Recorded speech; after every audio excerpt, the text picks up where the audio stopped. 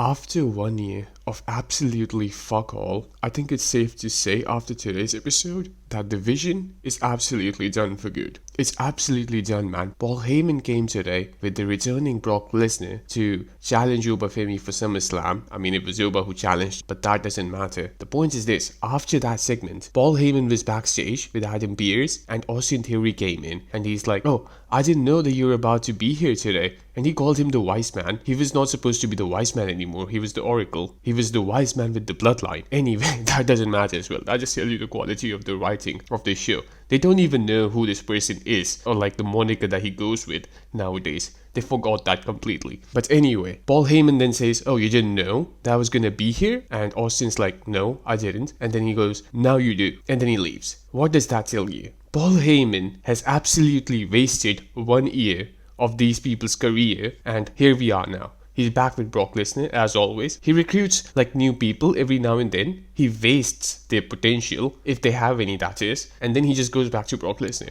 That's literally what he does every single time. He did the same thing with Ryback, with Curtis Axel, Cesaro. There might be more people from like early 2000s or whatever, and now it's 4 people from the Vision. It's literally the same thing again and again. Like, of course, Roman Reigns and CM Punk are 2 exceptions because they were already established wrestlers before they aligned with Paul Heyman, so they don't really count. And aside from that, there is nobody else. This guy has actually not helped anyone elevate. Tell me one person, and don't say Brock Lesnar, because Brock Lesnar sure as hell did not need Paul Heyman. There is nobody, man. There is fucking nobody who this guy actually helped on screen in becoming a main eventer. And the Vision storyline, this absolutely exposes him, man. Now, it's not completely his fault if they make people like Austin Theory lose to Joe Hendry, a musical jobber. It's not really on him, but the fact is this: he hasn't helped anyone. You can't tell me that he's unlucky every single time, right?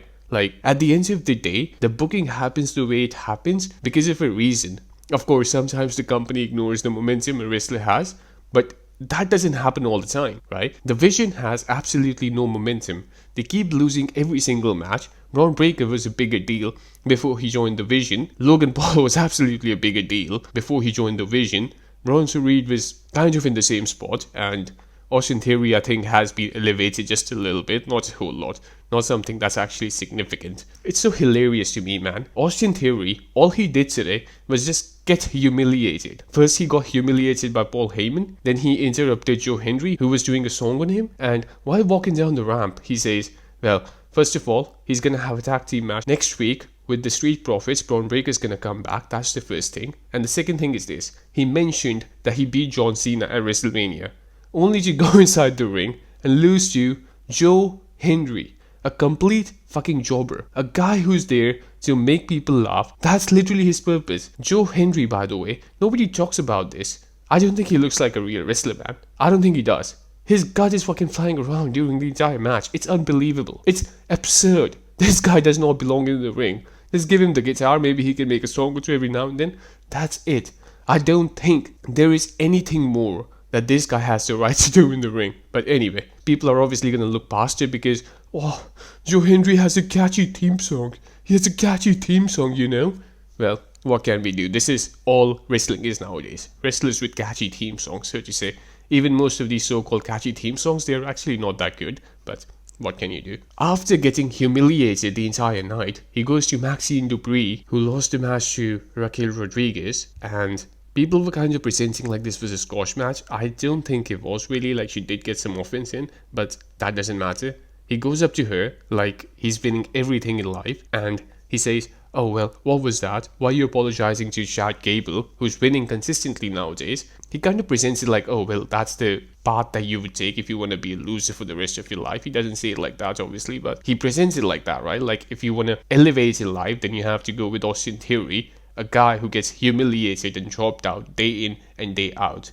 I don't think he deserves it personally, but this is what's happening. And they don't fucking want to acknowledge it. I don't understand why. Next week he's gonna come out and he's gonna act like he's a big deal again, even though he has consistently lost every single match. Think about it, man. Ever since this guy has joined the Vision, I don't think he has won a singles match by himself, even once. Not fucking once, man. That fucking tells you what the company thinks of him. That just tells you what the company thinks of the Vision as well. The Vision is absolutely done.